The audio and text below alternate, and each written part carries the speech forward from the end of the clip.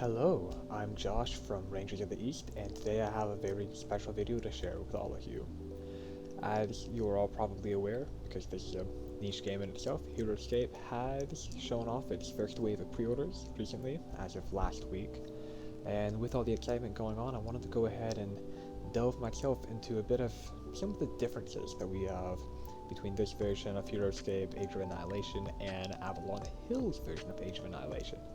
Because while these are mostly the same product, as you can see here, this was the HasLab campaign feature image to show kind of what everything that you would get if you funded the Kickstarter back in the day for HasLab, which is essentially a Kickstarter but just maintained by and organized by Hasbro, which we'll Heroscape veterans know of the many issues that this campaign had. And if you're new to Heroscape though, essentially a lot of these came from the fact of unpainted miniatures that kind of look like toys, a very high single $250 buy-in price for the game, as well as just the limited reach that HasLab had, where only people who are already familiar with Hasbro would really know about HasLab, whereas Kickstarter is a very much more noticeable and recognizable brand.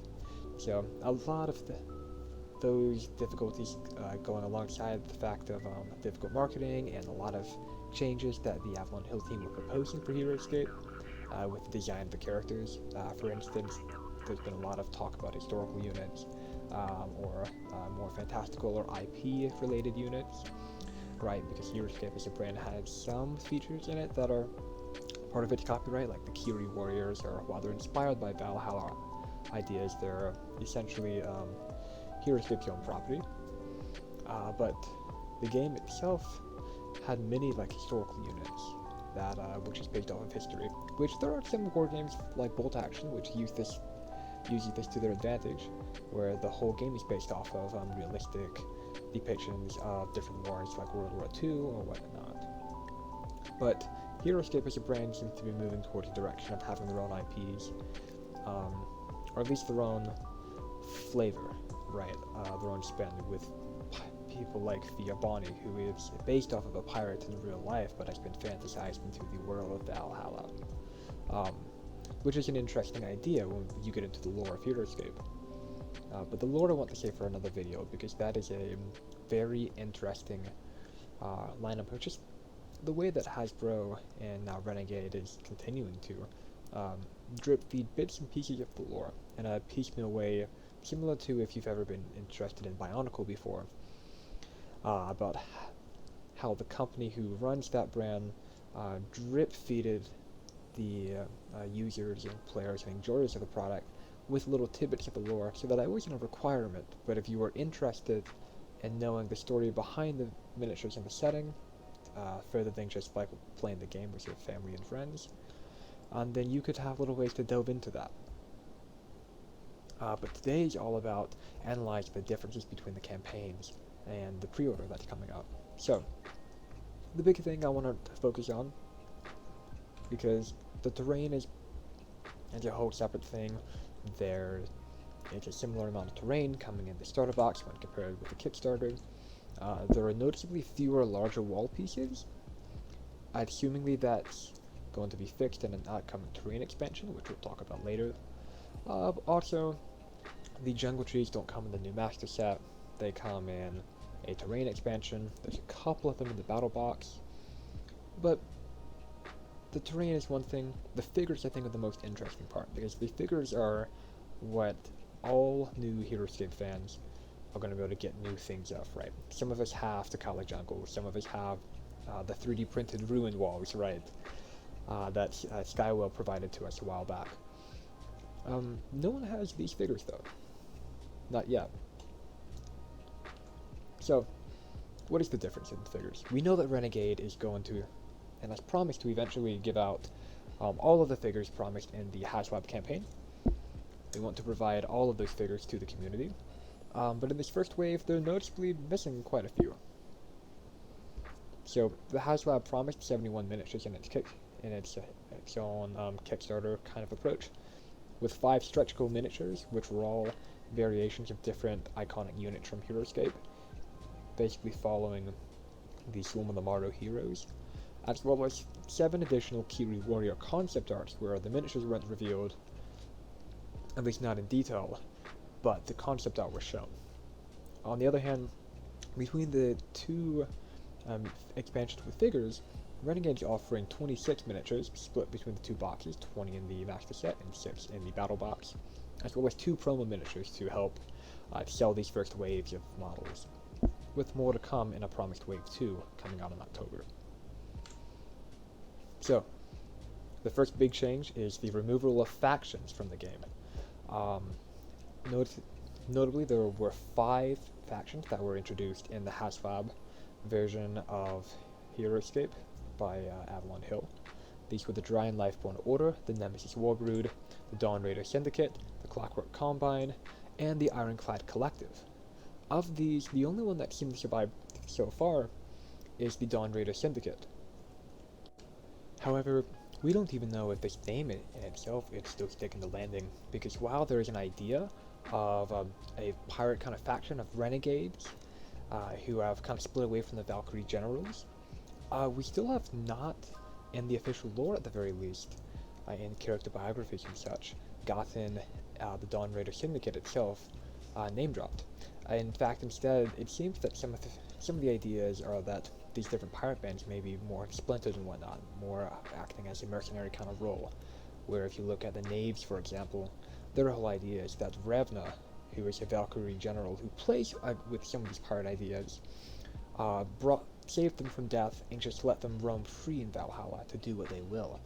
And so that may be the direction that the game heads in, especially when you look at some of these other ones. Some of the issues that people had with the game, with the direction that the game was going in, was that it didn't seem like these factions were really like tying into the Valkyrie generals that would associate with these that well, right? Like the Dryan Lifeborn Order was mostly Volak, but you also had a couple Utgar heroes in there. The Nemesis Warbrood though were all Revna, that made sense. The Dawn Raiders made sense since they were all heroes and squads who left the Valkyrie general. Clockwork Combine were this interesting amalgamation, Bear People and Vorids. Again, but still 2 different Valkyrie generals, which, remember, a lot of these Valkyrie generals were in some way aligned, but specifically Jandar and Utgar had a rivalry, and some of these may not have made too much sense with things like the Clockwork Combine and the Dryan Lifeborn Order being 2 different factions where they both had one of the 2 main rivals in Valhalla, with other Valkyrie generals having rivalries of their own. Sure, this could be explained in the lore in some capacity, but it just had not yet, and Renegade may be trying to simplify that approach. Finally, there's the Ironclad Collective, another Revna exclusive faction. This one is the other faction that I would assume, besides maybe the Nemesis Warbrood in style, show up in the same sense of having a bunch of units in the same kind of like general theme, where they all come from the same kind of idea, but still, you can play them however you want. Now, I want to go ahead and move on to all of the available figures that will be coming out on August 1st, and comparing them to their original Avalon Hill variations, or where there's not been an Avalon Hill variation out yet, some of the customs that the community's generated. Because there's one figure in particular that we'll get to that had a little bit of a controversial figure card release when comparing the Age of Annihilation design and the fan design. So I want to go ahead and begin with Utgar. Utgar is probably the faction that I'm the most excited for because I do love a good minions of Utgar build. It's something that I've been playing around with a lot lately, and Utgar just has that style and that flavor to it which attracts myself and a lot of other people. So in August 1st there are going to be 4 different Utgar cards coming out. 3 of them are going to be in the master set, and the 4th one, Bachburna, will be exclusive to the battle box. First of all is Raylan the Kiri Warrior. This card in itself is the most boring to show off because this card was not provided beforehand for us to be able to look at. And then additionally, this is it's a twist on the old Raylan card, right, where the original Raylan had a +2 defense buff for figures to 4 clear out spaces, which was a terror on tournaments everywhere. 5 life, 5 movement, 1 range, 3 attack, 3 defense. This Raylan is buffed up to 6 life and slightly buffed up the move as well. And is a bit of a more aggressive hero now, which is interesting. Which before, Raylan would be very much opposed to being put into combat. This Raylan is a bit more in the middle of the thick of the action, and maybe this could explain how somewhere down the line Sergeant Drake can once again take the amulet off of him. Because if you're wondering why there's an Utgar warrior from Jandar that's been converted, if you're not up to date with niche Heroscape cartoon lore. Essentially, there is a cartoon where Kimoshi, who is a Mara warrior, kind of like Arachnian kind of figure, basically puts a curse on Raylan of some sort that's tied to the amulet that turns her evil per se. Turns her into a follower of Utgar through Kimoshi controlling her. In a cartoon from back in 2004, Sergeant Drake Alexander, one of Raylan's closest friends, is able to take the amulet off of her and save her. But it seems that once again, this amulet or this kind of power has been injected back into Raylan, and Renegade has confirmed that it's Kimoshi again. So, interesting to see that there are references to figures that are not going to be printed in this version of Heroscape, because there's currently not plans on re-releasing older units and cards. So, maybe we'll see a new version of Kimoshi down the line, but at the very least it's interesting that they're trying to unite old and new canon. Next up is Loviatok the Kiri Warrior. This figure we only had a concept art for before that's shown on the right. And so the actual figure on the left, this is another interesting figure in regards to the lore, because she is the daughter of Taylord. So there's, again, interesting synergies going on just in the lore. Also, this figure and Raylan previously would both be pretty good as new additions to the Minions of Utgar build, which I'm very excited about, because they can both be activated by the Minions of Utgar's activation abilities. Also, Loviatok additionally helps out this build because she enables 2 different Utgar heroes, Kiris, to be in the same build at once, and it makes sense. So now we have her, Raylan, Taylord, and if you ever want to play with Runa, all on the table. Although with Runa still being the second most expensive Kiri, and Utgar and not being good at all, really you're down to Loviatok, Raylan, or Taylord. So now we're going to Blackburner, the first unit that we've already seen the card of before. I've got these shown left and right, mostly to show people that these cards are the same. But however, there are a couple differences in the theming of different cards. As you can see here, Blackburner's name has been simplified. It used to be a first officer, now he's just a pirate. Right, we may get into the lore down the line about how he still is a first officer of some sort, but right now that's not important to Renegade, and so it's been dropped from the card.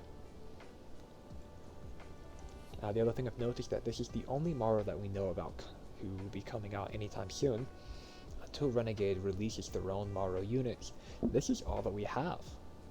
And he is not even part of the Hive. So it's interesting to see and theorize about whether Renegade will be moving away from the Mara aesthetic going forward and replacing it with some of the other Age of Annihilation designs.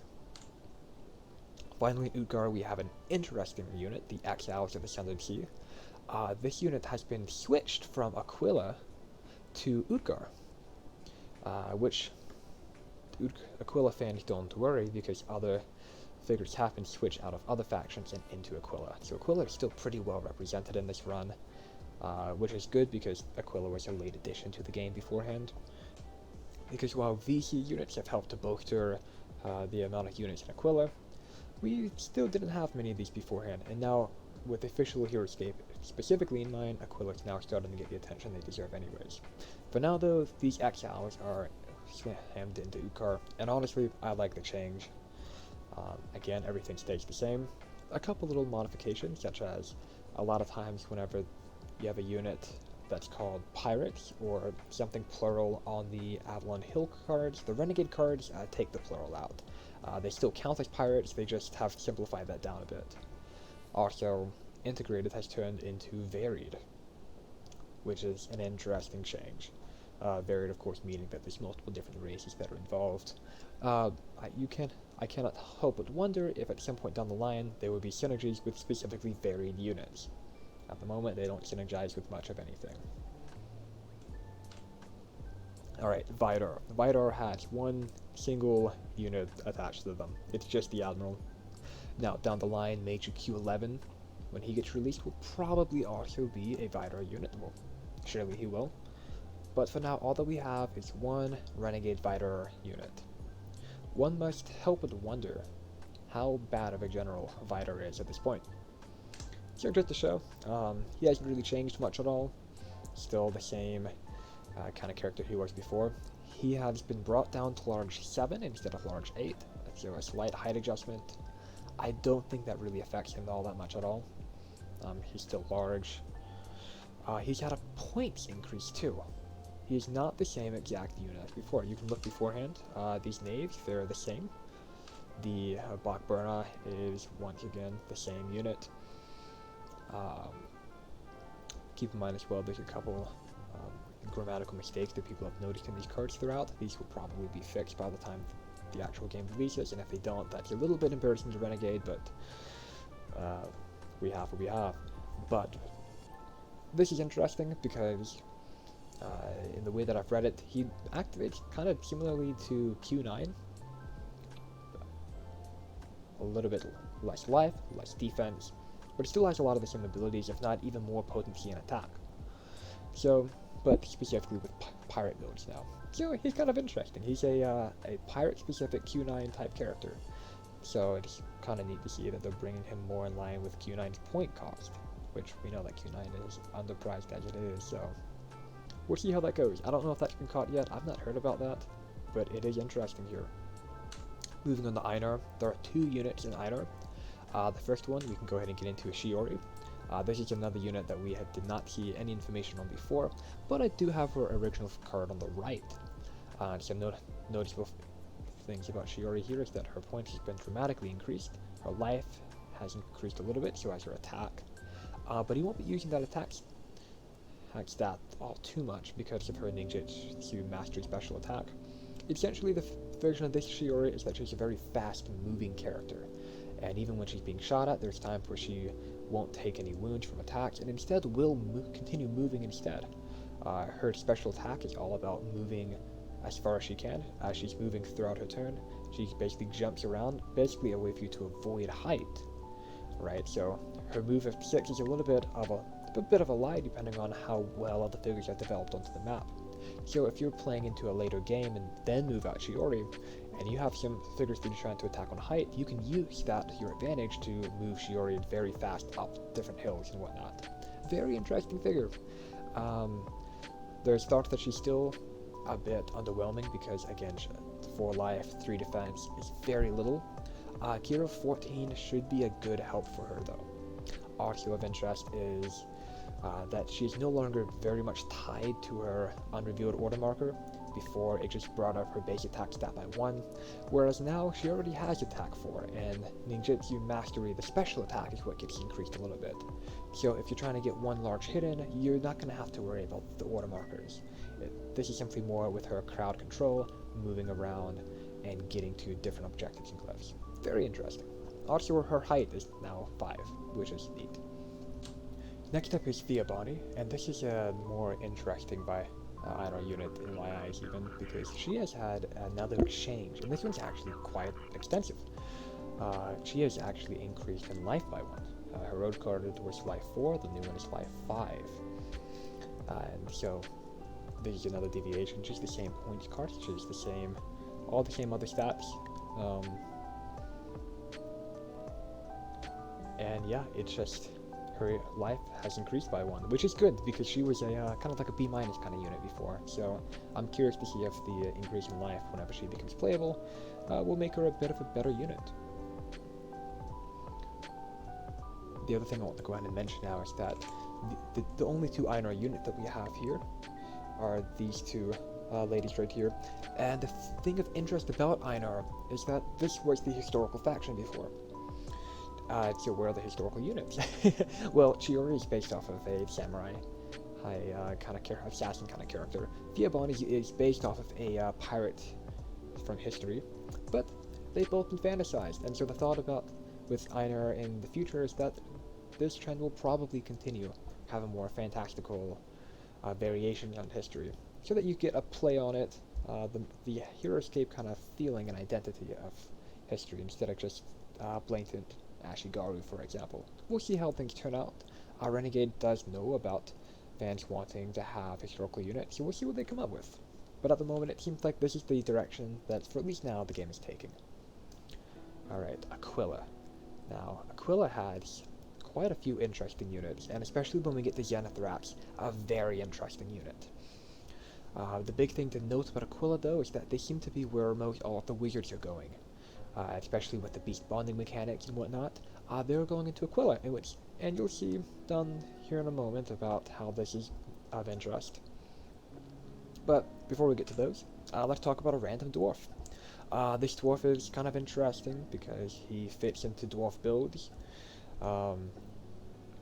He has the ability to bond with the dwarf squad that we have before, and an old Heroscape, and then he also has some, if I remember correctly, some stuff that you can play around with the DC Dwarf Squad. But in either case, some people were kind of worried about the fact that there's a new dwarf added in, but I think it's kind of neat. Dwarves were pretty competitive before. I don't think this is going to change things. This dwarf is meaning to go with pirates mostly, but we'll see how he fits into other builds. This figure is unchanged. Next up, Awashia, Master of Tides. First of all, there's a name change. Second of all, there is, well, I'd say that there is an icon change. We believe that she was going to be in Volak based off the color of her model. However, we didn't actually have a card before for Awashia. Now, we did not get a unit cards for all of the models revealed during the HasLab campaign. We got quite a few, but not everyone. So the one that you see on the right is a New Generations Customs version of Awashia, which the members of the community who are part of the New Generations Custom team had decided was probably something similar to the way that she was going to interact in the game. Of interest is that on both versions of the card, you start the game with 3 water tiles, and then you have some sort of ability that can allow you to place them down and then have some sort of attack. Now, the difference between the two is that there's a different special attack that uses those tiles, the Geyser Surge. And this is a very much, you place a tile down and then you do the attack. However, the official Awashia is more just using the fact of having water tiles and being within one space of them. And the Create Water is just another mechanic that she has to use that attack, but it's not specifically relegated to with the intention of having this attack. She also commands some familiars. New Generations Customs guessed that. This is pretty easy to figure out. The other wizards that were revealed are all commanded familiars, so the idea is that this one would as well. Also, doesn't have to stop moving on water tiles. This was kind of obvious. So there were some people who were thinking that Renegade or Avalon Hill was potentially taking designs from fans, but in my view at least, if you look at this, a lot of the stats are quite different. Sure, we got the size right, but that was not too difficult to guess. We knew what kind of character she would be, and a lot of the ideas for her seemed to just fall in place. If anything, this goes to show the fact that Heroscape units undergo a certain streamlined design that is pretty consistent from unit to unit. The other thing to note, though, is that Volak has been removed, and what we'll see in this throughout here is that Volak doesn't have any presence at all, and we'll get to that later, because that is a very interesting point. Next up, Kita the Spring Runner, another Volak unit that was moved to Aquilla. Is this a trend? We'll see. Kita is otherwise unchanged. Not much to her. 30-point filler. Bonds with the wizards. And it's cute. I know my girlfriend is probably going to love this unit. Next up is the other small beast, which is going to be released in this wave. This is the other one that we had a New Generations custom version of, because there was no version of it released by Avalon Hill yet before, and so now we only have this to compare with the Renegade unit. This is a very different unit. There's not really anything at all that's similar between the two cards. I thought Future Sight was interesting whenever I originally looked through it. Still, Flight was kind of cool too. Onto the Welcome Eye, as the character stands, it's okay. Double attack with 2 attack dice, a little bit of range, flying, bit of movement. A slightly faster Raylan that attacks people for 2 dice twice instead of 2 defense dice for a bit cheaper. A little bit smaller, you can hide her maybe. Not too much to write home about. In my opinion, she's completely reliant on the fact that you can activate a couple small beasts with the wizards. Otherwise, there's no point to play them. Especially for 50 points. This is purely, in my eyes, a synergy unit. Now, Zenithrax. Zenithrax is a bit interesting because she also falls under the line of Volak units being moved out of Volak and into Aquilla. The height of this dragon has increased by 1 point. She's now height 12 instead of height 11. Her name has changed from Soul Weaver to Vine Weaver. I honestly love this change. I don't know where Soul Weaver came from, and Vine Weaver just makes sense. So, I like that. She's otherwise unchanged. Her model is slightly different. The hand placement is a bit changed. Her hands have been lowered. They've been lowered. Beforehand, she had what some people in the community, including some of the designers for the game, called a jazz hand. So, make with that what you will. They're changed. She now kind of looks like she's pulling up vines from the ground. I like this. We knew what Avalon Hill's idea for the vine glyphs were. They were a very wordy glyph that essentially meant that if you moved onto them, and especially if you stopped your movement on there, then it would do some kind of potential damage to you before being removed from the game at the end of that turn. Large units could step right over them and completely just take them out. They were an interesting kind of mechanic that we're going to still have to wait and see if they get preserved by Renegade, or if Renegade has another idea. Honestly, if Renegade has a good way to shorten the length of the description of the glyph, I think that'll be great. Because right now, not only do you have to read all of this wording on the dragon, you also have to read all the wording on the glyph, and then other players need to know what the glyphs do. So it's just a lot to explain. And for a dragon, that's just okay too, as people have figured out so far. I think that she could use a bit of tweaking, if anyone, out of everyone here that Renegade's releasing. Moving on to Jandar, though. Jandar is neat because we have bears coming out. Half of the bears, but we'll get to that later on. The thing of note here is that this is our first 2-life squad unit. Also of note is Sergeant Drake, who does not fit into the meta if you only consider Atrial Annihilation units. So, first of all, Knight Irene. No longer Knight Adjutor Oberon. Honestly, yeah, I didn't like that that name at all. It was a very weird name before. I like the change. Knight Irene, if it's very short, it's got that Sir Denrick, Sir Gilbert kind of feel to it, where it isn't just wordy for the sake of being wordy. I like it. Also, worth noting is that her hands are not targetable. They're metal, except that you can't do damage to them. That is neat. I like that idea. This is a unit that a lot of people are excited about because Irene and the other bears as well can make a lot of progress on the board. And still attack as well. There are some units in the game, Brave Arrow is an example, he can add to his movement, but then he can't attack if he does. Knight Irene just keeps running on up.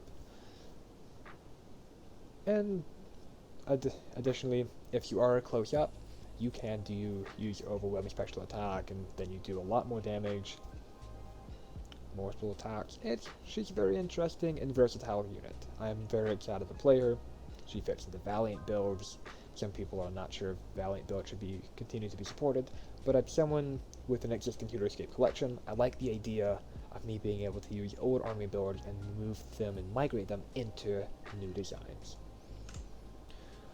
You can't have one bear without more bears, so here are the Frostclaw Paladins. They are also slightly changed. The height has decreased by 1.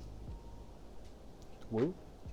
Jandar Champion Bonding has been renamed from Noble Champion Bonding. Also, of interest is that Volak has been removed from the bonding. That's interesting, because again, this is another instance of Volak being completely wiped out.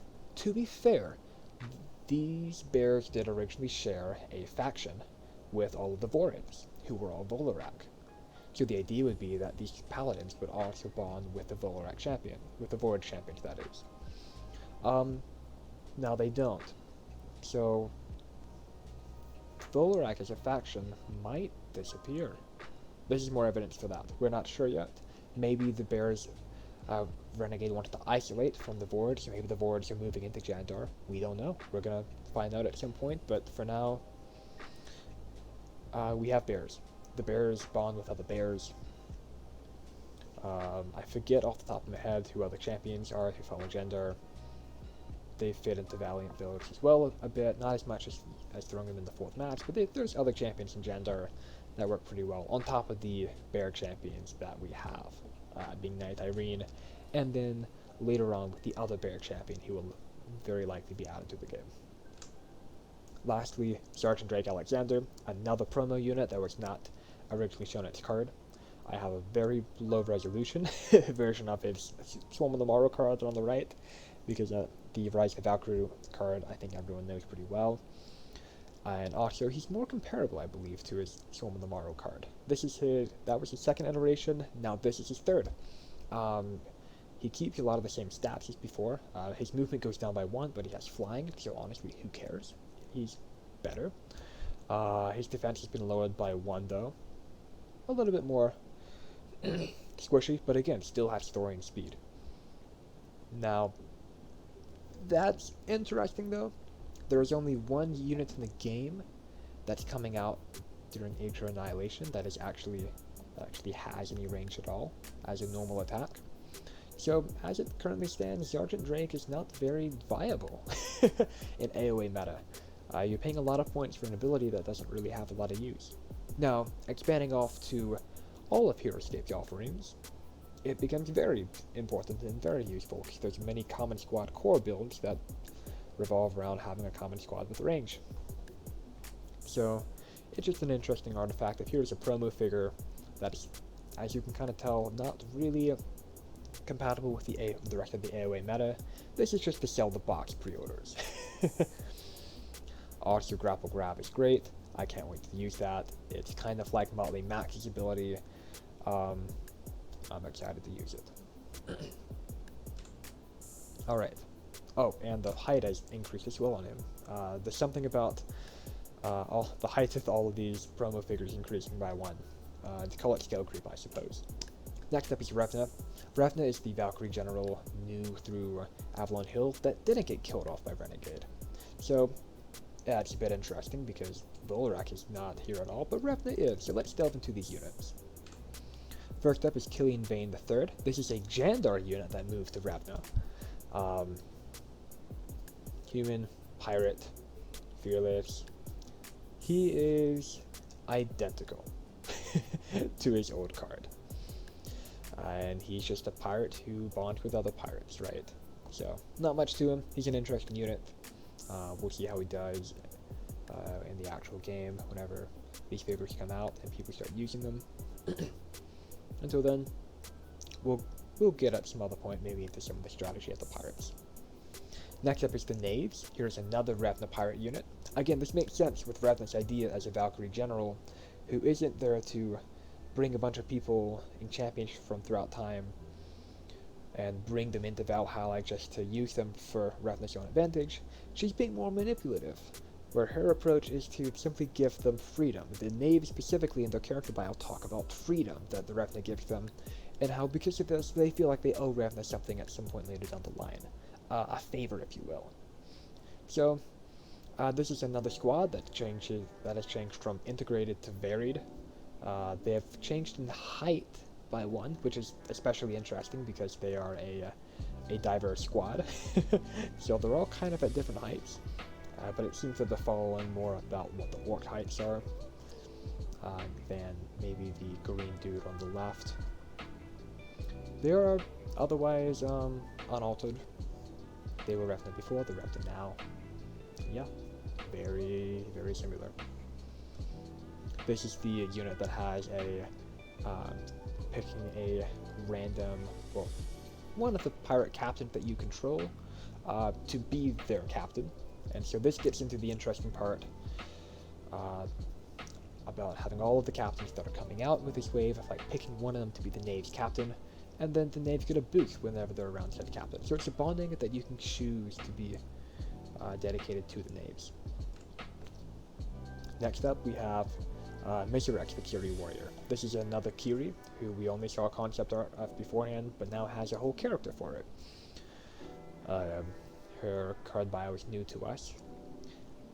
What's interesting to note is that Life Drain Spirit does not work in any way currently. There are no unique warrior heroes who follow Revna.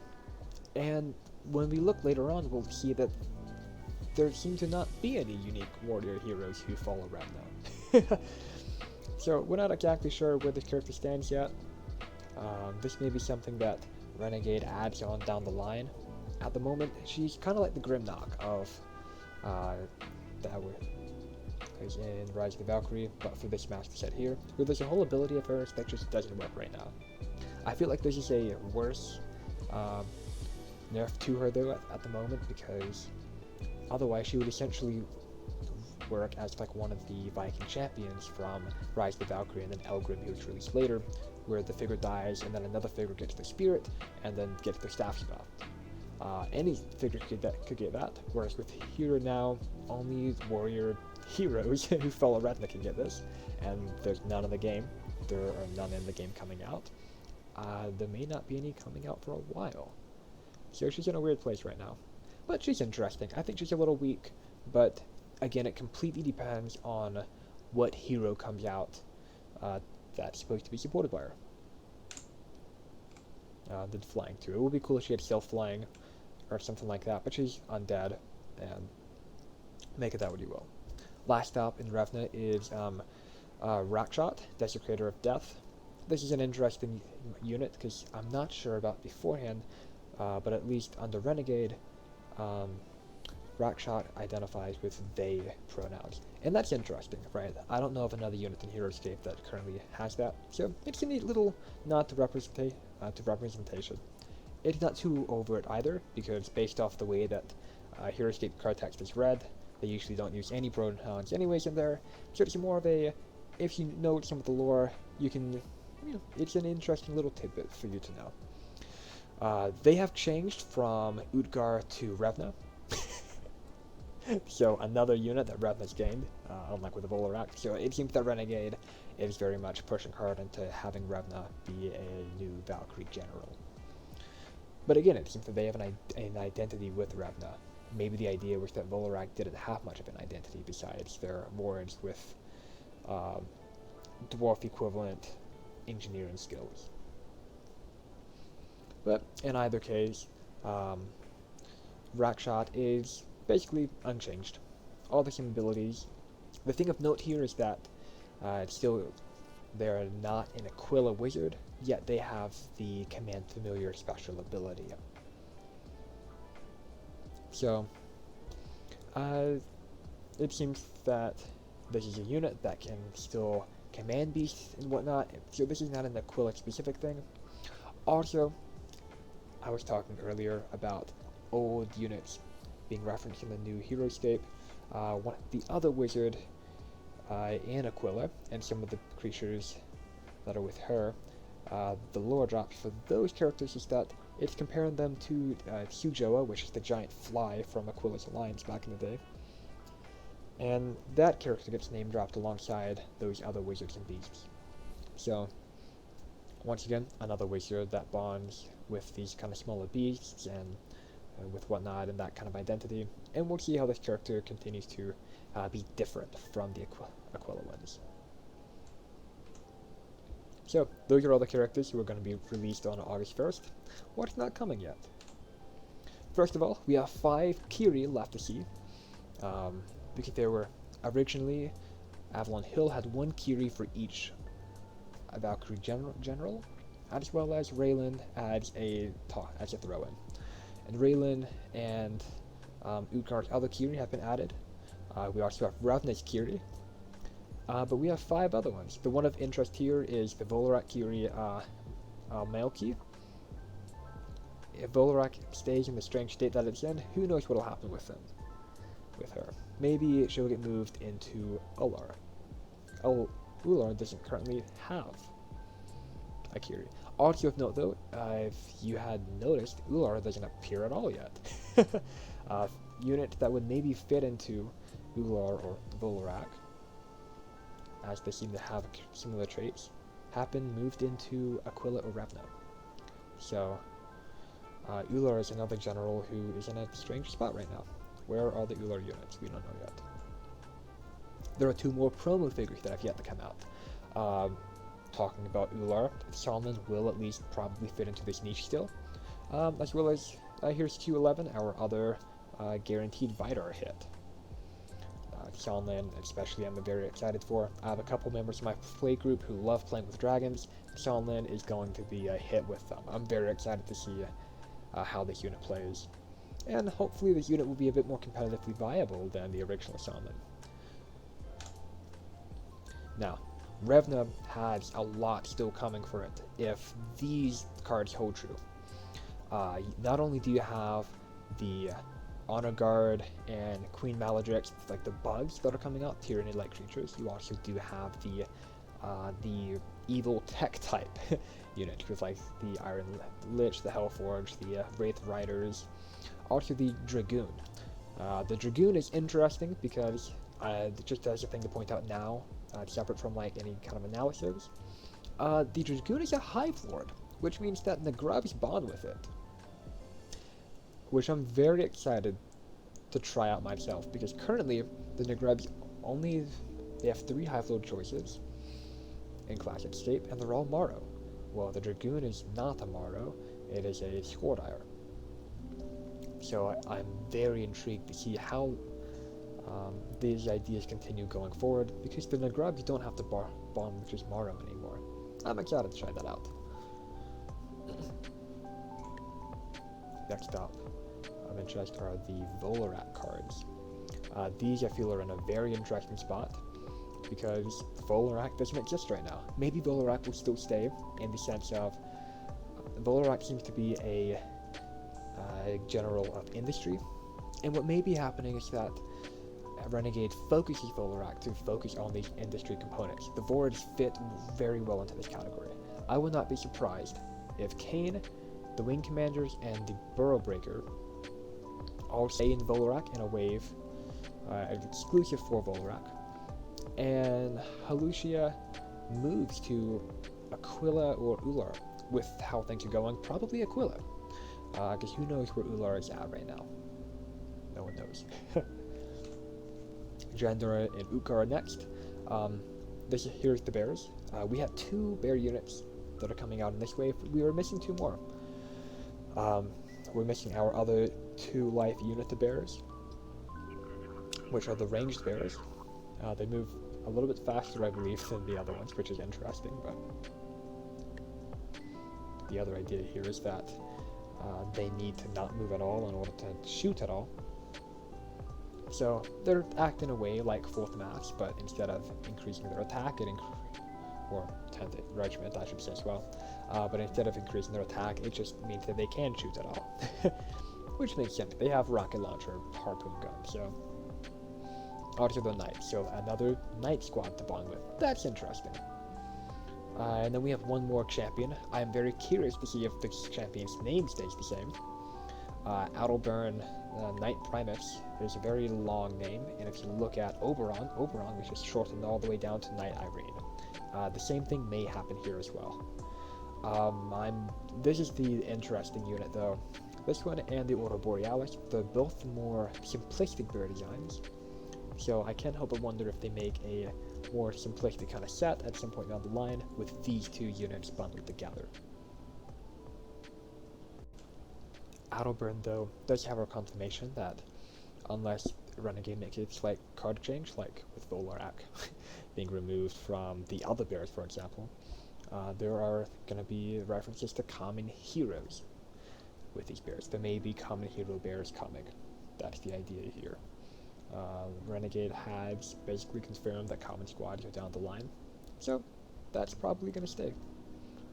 Utgar has 2 more pirate factions coming in, a 2-wound squad of their own in the Dreadnoughts, another unit that has the captain's way to bond with the captain, and then we have a random, more independent pirate hero in Cornelius Breach. I will not be surprised if this unit gets the whole title removed from the name. But we'll see what happens. Mutiny is an interesting mechanic, and we'll just see how that goes in the game, in different games that we play down the line whenever these cards do come out. Last, there are 3 cards left in Ular and Einar that have been revealed in the #5 campaign, but we haven't seen yet. 2 more Ular cards. We have another Beast and another Wizard. This will be the interesting change of, will we have all of the Wizards minus the Wizard and Revna show up in Aquilla, because Aquilla seems to be moving towards that Beast mindset, or will we keep these for Ular? I'm under the opinion that Ular's probably losing these units, but we'll have to see. Crimson Widow is the other pirate commander. For Einar, she seems to be very close to Theobani in some of her thematic ideas, and so I'm curious to see how this translates onto the actual game, whenever this figure gets revealed. Also what they get revealed with. Assumingly, probably with the other 2 units in Utgar. Because as it stands, it seems that there are 3 pirate units left to be revealed. So, there are also some units that have no cards revealed now, no cards that were shown off then, but we had the picture of the model beforehand. First up are 2 which are assumed to be wizards in Gerusha and Halukshot. Time will tell if these wizards will also have the Command Familiar ability. But we've also Ronald the Brambletoth is in here as well. This is a character, who knows? But Rono and Gerusha seem to be of the same kind of species, but that's not confirmed by Renegade. We're gonna have to wait and see. We also have 2 more units of Vorid that don't have a card yet, the Glide Strikers and the Air Marshal. The Air Marshal is going to be very interesting to see come out in something, but I can imagine that unit won't come out for a while. Also, the Oathbound Phalanx and the Legionaries have yet to receive their card. The assumption is that they run off of the same actual card, and it has 2 different states. That's very interesting. We're going to have to see if Renegade sticks to that idea, but if so, it's the first unit to have 2 different models to distinguish the same unit, but in a different state. We'll see what happens, but it's interesting, and may see the light of day. Now, what about what comes next? Well, Wave 2 has already been announced to be revealed in July, and to be released in October. Wave 2 is going to have 2 new army expansions and 1 new terrain expansion.